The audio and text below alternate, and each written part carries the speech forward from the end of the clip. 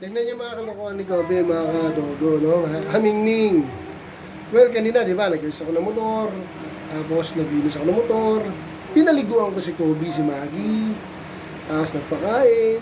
So, napagkatuwa ako. Kasi kung tumingin si Kobe, alam mo, nakakaawa. Alam mo, napakabait na aso. Pero mabait yun. So, anong nangyari? Inakyat ko dito sa kwarto. Siyempre, no, naligo, kumain, umihina sa baba. Yun eh. Pagkakyat dito sa kwarto, napakabait talaga. Tingnan niyo ako anong ginawa.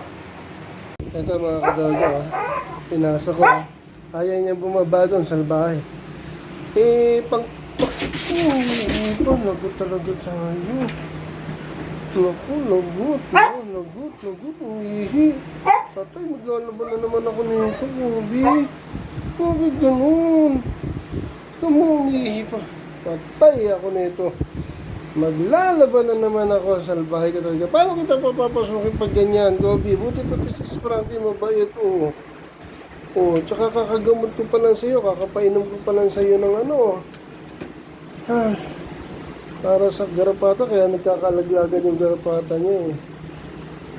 Patay tayo dito. Patay tayo eh. Naku, wala na yata akong sakit. Patay tayo dito. Ang bait talaga na ito ni Kobe. Ang bait mo talaga. Naku, mga kadogo, mga kamingin. No, maglilinis muna ako. Ang bait mo talaga. Ang bait mo talaga. Ang bait mo talaga. Dito na lang muna at ako'y maglalaba pa. Ayan. Okay, dito na lang muna.